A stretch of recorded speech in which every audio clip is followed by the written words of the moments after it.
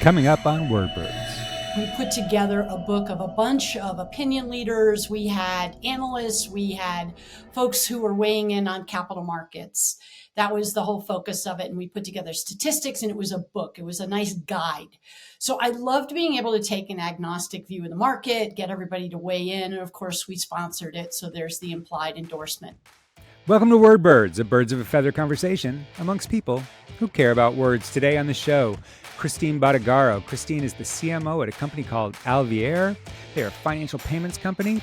Today we're talking about how content weaves its way throughout your entire organization, every department, and specifically how even your accounting team should know exactly what your messaging is. We're going to talk about how internal comms are literally one of the most important things you can focus on to drive brand across your organization. And we're going to take a controversial stand on whether or not marketing should carry a number. Let's sit back and get some insight from the fly.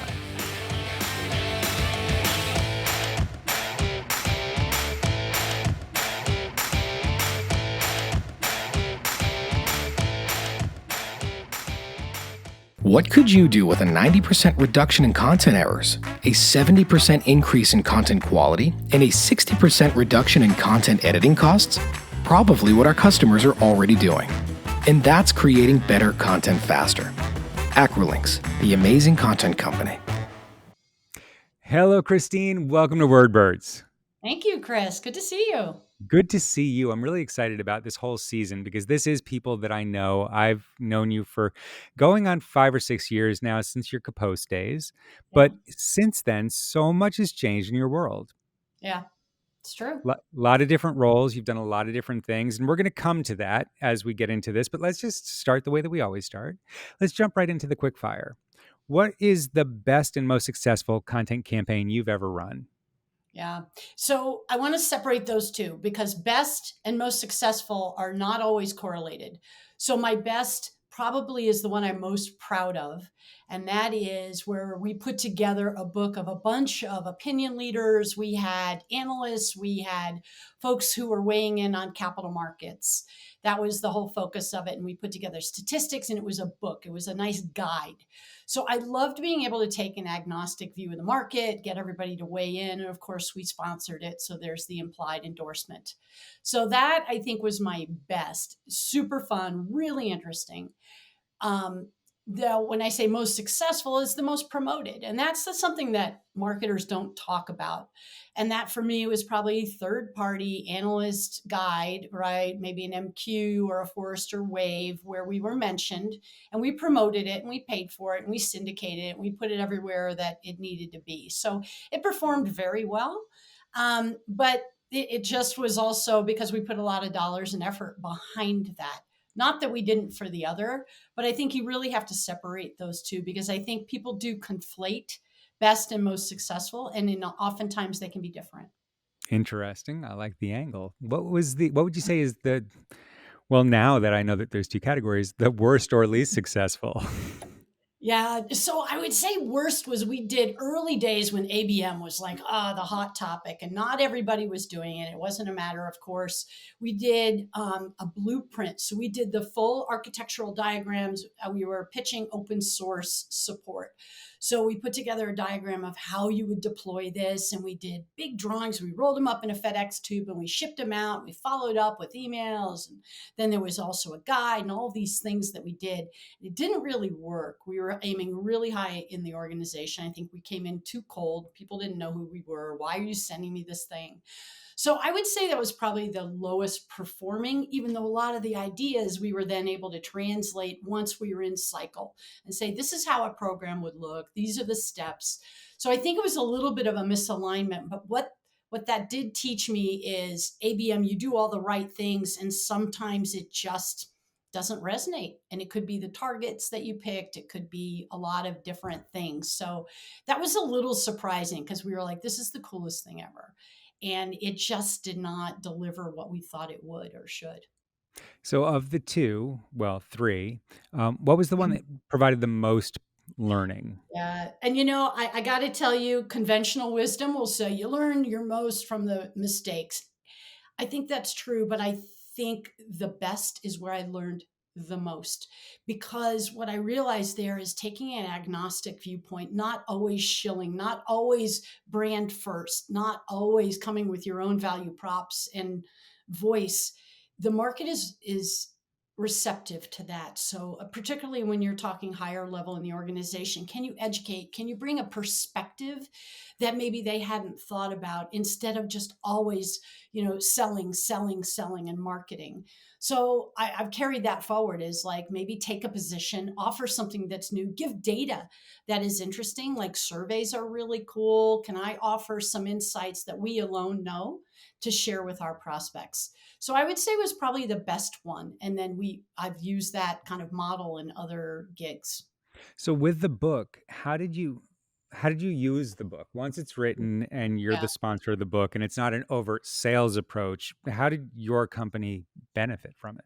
Yeah, so we shipped it out to a lot of folks. So there was a bit of a thud factor in that. Back in the day, there was some direct. So we sent it to people that were probably already in cycle. We needed them to activate. It was also a really nice leave behind for our sales team. That's like, look, when you have a minute on the train, on the subway, wherever you're going, take a look at this book. And each one was short form, so very short articles, flip, flip, flip, lots of stats and directional information. So it was very consumable. And then we were able to break up each of those with a web page and follow on landing page, and be able to say, hey, did you see the chart on page 83? Because that really speaks to the things that we were talking about, your needs. So it was highly targeted. And I think we also were able to get influencers involved, because they then promoted. Chris wrote an article. Hey, you're going to send it to your friends and your Mhm. family, right? So we were able then to get a network effect out of that one piece of material.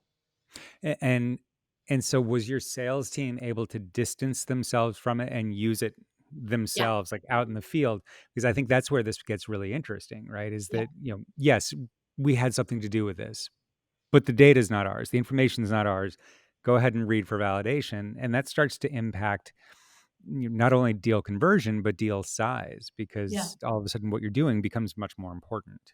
Right. And you kind of remove the self from it. So it's like, hey, it's not me telling you this stuff. Here are all these other people. And it's very high level, like looking at what international exchange rates are going to be into the future, and what the challenges are, and how technology fits in. So they were able to kind of take a step back and say, look, this isn't me proselytizing. It is some information from the market that we've gathered together to make you smarter. So you don't have to read the 99 papers every day. We've done the work for you. And it was really illustrative of where people were thinking. And then we could just launch into any conversation based on that. Now, I mean, you've been a CMO at a number of companies. Have you been able to replicate that approach anywhere else after that first Yeah. time? Yeah, we actually did that once more when I was at Kapost, and it was a guide to content marketing. So how do you do it right? And had like Ann Hanley and a bunch of folks who are just, the opinion leaders in that space, and did that again, and then mailed it out, and we're able to leverage that because content people are hungry for content. So I think it I might have was a like, copy of that book. I feel like you do. So it really was a model that, even if it's soft form, it still plays out. Like, can you gather people to illustrate your cause without you having to do all the work, Yep. right? And you're not telling them what to say, but it's all along a theme is, here's how to do it right. And that's instructional, and that feels helpful. So I go back to, I'm a huge challenger sale person. Like, are you adding value in every interaction? And that's what salespeople and marketers, like, I don't think we think about that enough. How can I educate our buyers and prospects in a way that to make them feel more confident, not only dealing with us, but making the right decisions? What was your least favorite part of doing that book? Because I know what mine was. We did one at Perfecto. We did a book like that. And I know Yeah. exactly what my least favorite part of it was.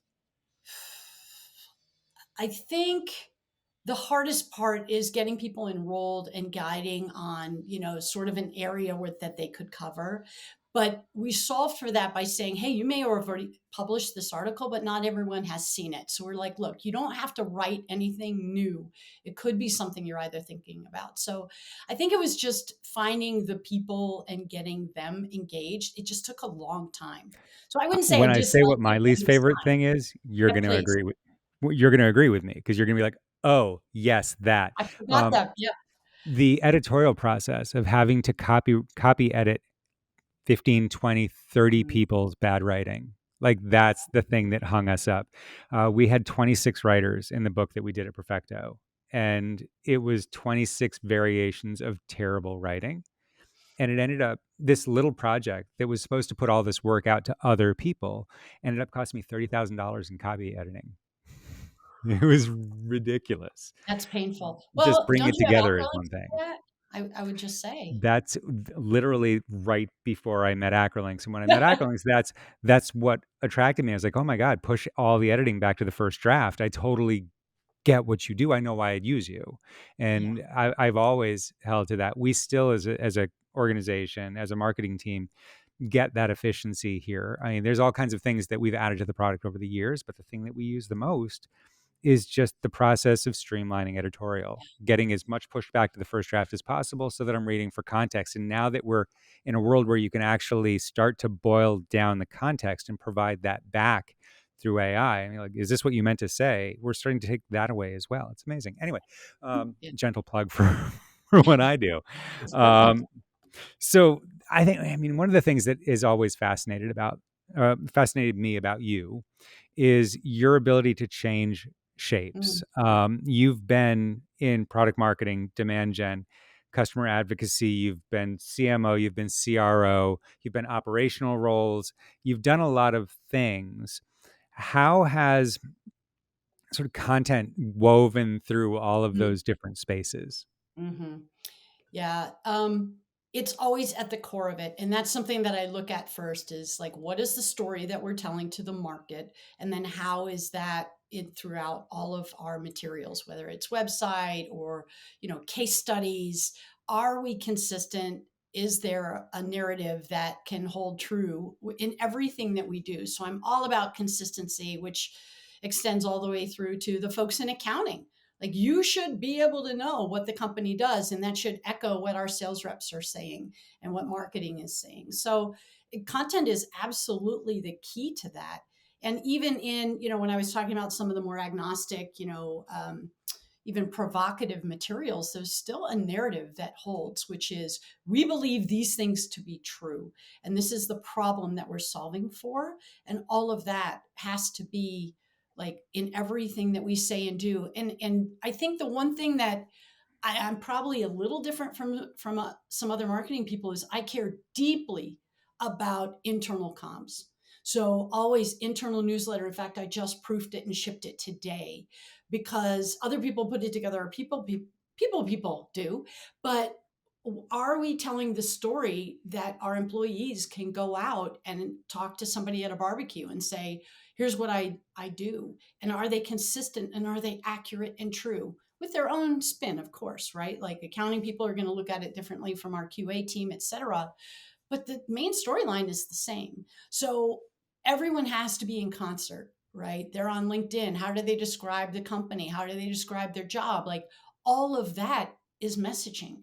And I think as CMOs, we have to care about every touch point in our organization, which includes our own team. I mean, I feel like every episode I've recorded this season, in season 4, with my friend group, I've learned something. And today in my email, I got our company newsletter that my content team creates. And I looked at it today and it's got a whole new look and feel. It's really well written. The team is fantastic. But I think that, the takeaway here is that kind of internal communication, brand alignment, like messaging in that is as important as anywhere that we place it. It's not a throwaway piece of content. And as you listen to this content team, I'm not saying that your content is throwaway. That's not what I'm saying. But it it's critical, right? That we use the same governance process around the creation of that content as anything, because you're right. We're sending people home with an idea of what they do, what we do, and the centralization, the singularization of the brand that the company holds is communicated through that method. And I think a lot of times people just think, yeah, I just need to get this out. I just need to throw some points up so that people get some concepts and push it out there. And you're saying it's much more than that. Yeah. Yeah. And it's also an opportunity. So I think it's both a responsibility and an opportunity. Again, you misalign there and there's this schism between internal, external comms. And I don't see that. I see even hey, we're going to have our, holiday party or whatever it is. Like that should be our same style guide. Are we using contractions? Do we use more formal terms? How do we talk about our team internally? All of that matters so that you're consistent to the market. Yep. Yeah. Have I got software for you? I know a thing that can do that. Uh, I mean, looking at another area where you've spent some time is customer programs Mm. specifically, and that's an area that you've focused on. How do you build that out? How do you make sure that you're providing value to your customers instead of just value for your organization when you set up a program like that? Whew. All right. Well, we're going to have another week's worth of talk about it. I'm super passionate about this because I think it's so critical. And this is what got me excited about tech. And every day I would talk to customers. And I tell you what, you go a week without talking to a customer, you're not doing things right. You're not managing your time. So I'll just throw that out there. But the reality is you nailed it, Chris. And not many people get that is you have to show value to your customers. And you can do that. And that's why I absolutely dislike, and this maybe is my provocative statement, but I really hate the term customer marketing because it's very self serving. I don't want to be marketed. I want to understand that I have a relationship with a vendor that maybe becomes a trusted partner. And by that, I mean, you're going to use my voice and my examples in a way that benefits me. So I would say, hey, Chris, your story is amazing. What you're doing with our technology, Alviere, is really fabulous. I would love to shine a light on that. Let's work through a case study, and then maybe we can get you on the stage at the next Money 2020 event because other people want to understand. And so you're allowing them a pathway to share their innovation, why they're cool. People pick vendors to make themselves better, to help them in some way. So shine a light on that instead of like, I want you to say these things about how great our product is. Like, I want to understand what the implementation was like. How many people? Why is it good? How are you measuring good? Right? We had back in the day, I don't know if you know Cargill, but it's a very large privately held organization. And they published our case study in their internal newsletter because it was a way for their dev team to shine a light on what they were doing and why it mattered to the organization. And we did that work for them. So that's one example, right? Can we get maybe a headline in an article because we're talking about the benefit not only to that company, but their end users, their customers. So you have to find a pathway that serves that person, that organization. And then all day long, they will, evangelize for you. But I think that's the piece that people miss. They're like, oh, let me ask you a favor. So, Chris, I know we invited you to present to the Content Summit.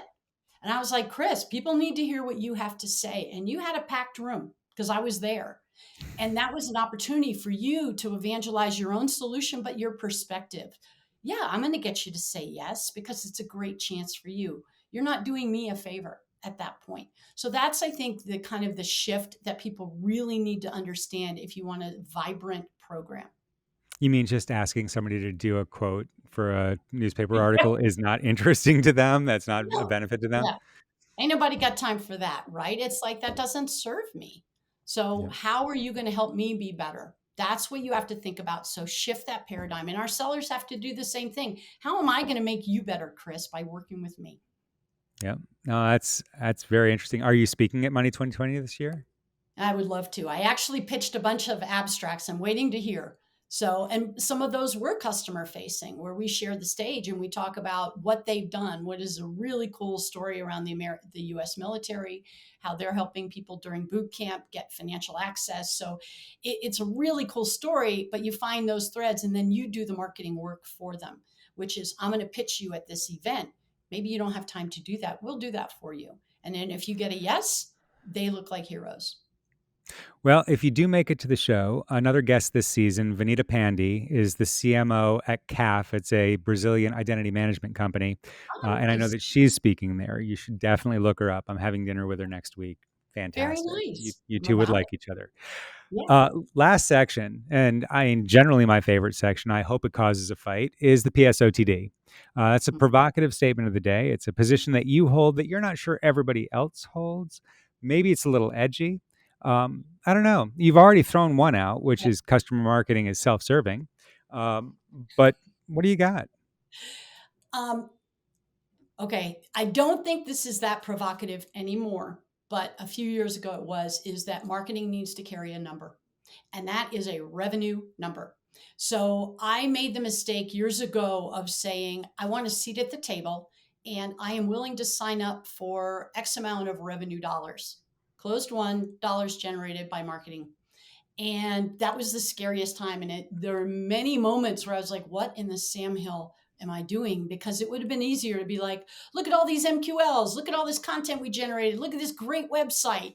And the so what? And I want to be a person that activates revenue. I wanted an equal share at that table. So when I talk about budget, they're like, well, yeah, I know I ran efficiency numbers. I've got numbers out the wazoo, but you have to have accountability and responsibility. It's no longer okay to just make things look good, which is a pet peeve when people say that, because we are bona fide contributors to revenue. And that's something that I carry with me everywhere. And I have it today. In fact, we were just talking about today my number, and we're tracking it every day. Our KPIs come up in every team meeting. And those are revenue and opportunity dollar numbers that everybody on my team is very familiar with. And we track it very closely. So I think we have to be able to say it's not enough to do a good job in marketing. It has to be measurable, and we have to have an equal seat with sales. I'm not going to sit in a meeting and just when they talk about pipeline, just stare at my sales counterpart. It's like, no, that's my job too. So then both of us are talking through pipeline and forecast Yep. because we're both part of it. And it also, I mean, the output of that is it creates a trust between sales and marketing. So they accept the product that you're delivering because you're on the hook. You could give them anything, but if you give them anything and it's garbage, you're not doing what you set out to do. And they know that. And that trust turns into conversion. Like they're accepting, using, and closing the opportunities that you're providing versus businesses that we've all been in where they're like, oh, marketing leads. Cool. Mm-hmm. Thanks. Mm-hmm. And then you have to come up with all the reasons as to why the marketing opportunities aren't going anywhere. Well, it's emotional. They created those themselves and they're more emotionally connected to it. No, they just don't believe that they need to pay attention to you because you're not paid on the things they're paid on. There's a compensation misalignment. When you Yeah. remove that, all of a sudden we're all on the same team. And that creates a much better front office environment. 100%. And I'm so glad you pointed out, because I think that was an outcome. Is I've never had an adversarial relationship with my counterpart in sales because we're on the same team. It's never, hey, you did this and I didn't do that. And why are these aging out? It's just like, I am highly motivated to get things through the funnel, whatever it takes, we're going to do it. So it's a really subtle thing, but I'm not sure everyone buys into that. And it carries some risk, like trust. If I've got comp tied into revenue, that becomes real. Yeah. I mean, you could walk down to the mall and hand out dollar bills. Your cost per lead is $1 and you're getting business cards back. But that's not going to close and it's not valuable. And you end up in that QBR and the marketing team's like, we crushed it. And the sales team closed nothing. And it's a disconnect. We're all one company at the end of the day, and you can't win if the whole company doesn't win. So this whole value chain needs to complete. And I mean, we spend a lot of time looking at conversion from initial raw lead all the way through to closed one, finding and optimizing every point along the way. My product management team or product marketing team, it has MBOs associated with weighted pipeline, progressed pipeline, because if deals aren't moving, it might be a sales issue, but it might be a you issue. And Exactly. what could Yeah. you be doing right now? ROI, customer case study. What could you do to push pipeline forward? Exactly. The other piece, Chris, is what can we learn from that? So I'm always looking at the DQs because there are certain business that we won't take. It's too small. There's the whole thing. what can we learn from that? Is our targeting off, our keywords off, or our message off? Mhm. Why are we getting that? And when we get the right people, get the lookalikes. So, I mean, there's so much to be learned from that as people progress or not through, the sales stages. And then what assets are we offering throughout each of those stages? So a connected series of events, meaning when we get to solutioning, when we get to pricing, like, are we getting ahead of the SOW? Here are the terms we're going to use. Here's an FAQ. Here's a definitional piece of when we talk about, accounts. This is the piece that you need to understand.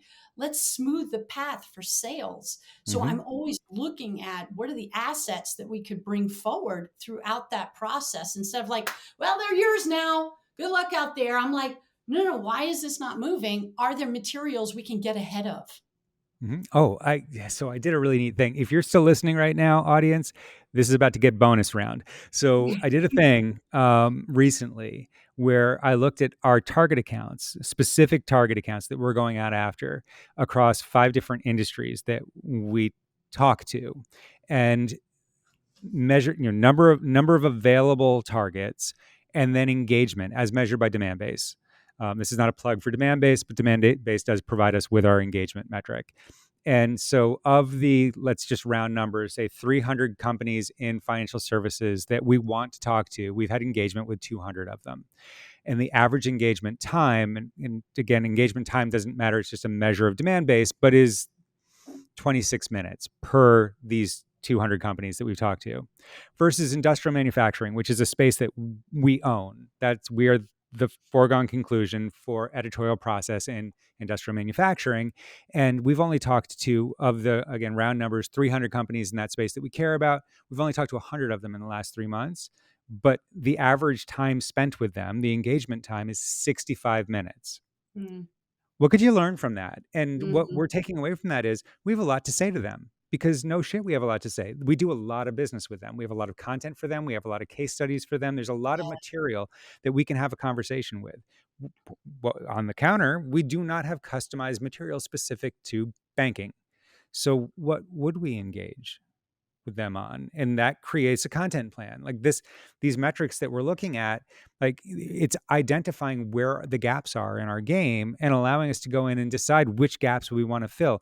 Maybe we don't have a specific need to fill the gap in retail, because that's not a space that we're going after. Yes, we have nothing to talk to people about, but also we don't have anything to talk to them about. Yeah. But in banking, let's go identify what our personas care about, have better conversations, and see that engagement number go up. And when that engagement number goes up, what we would expect is that conversion rates go up with it. And we should see opportunities created and progressing as a result of better content and better engagement. It's all just a mechanism of getting smarter and putting better information in place to have these better conversations. Exactly. And I think you're smart to point out, like, down the sales process, which is why your role is interesting, right? Is to own more of that.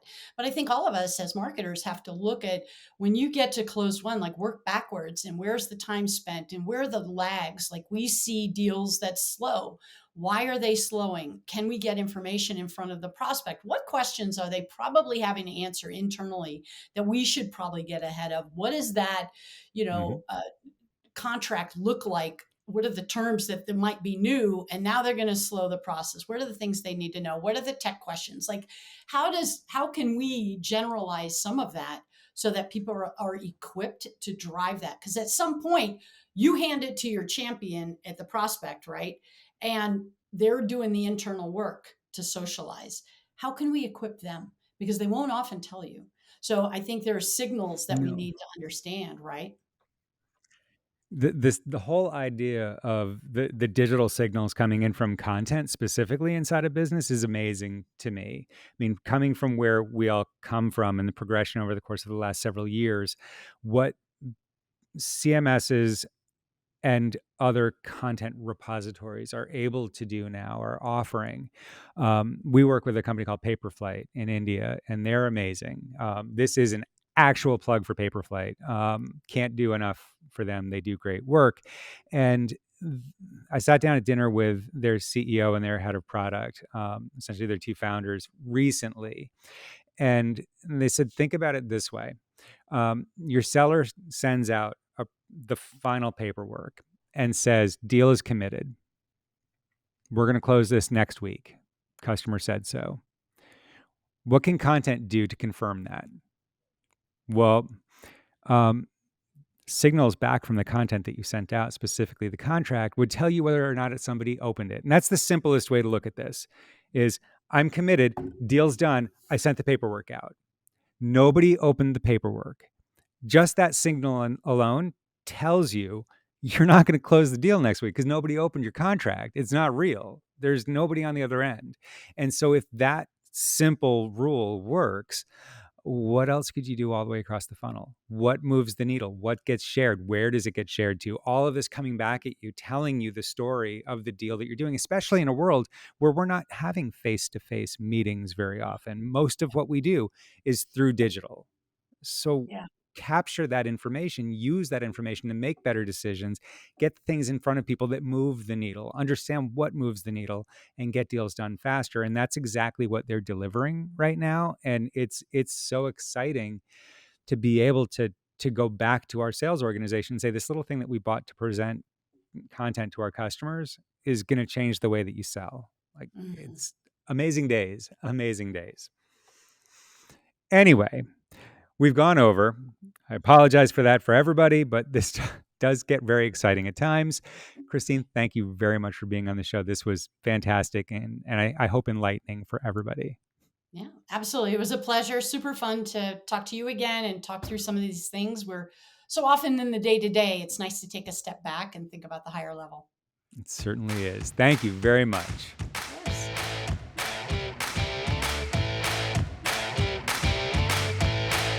Thanks for listening to WordBirds. WordBirds is hosted by Chris Willis, produced by Charlotte Baxter Reed, and brought to you by Acrolinks. For more information on Acrolinks, visit www.acrolinks.com.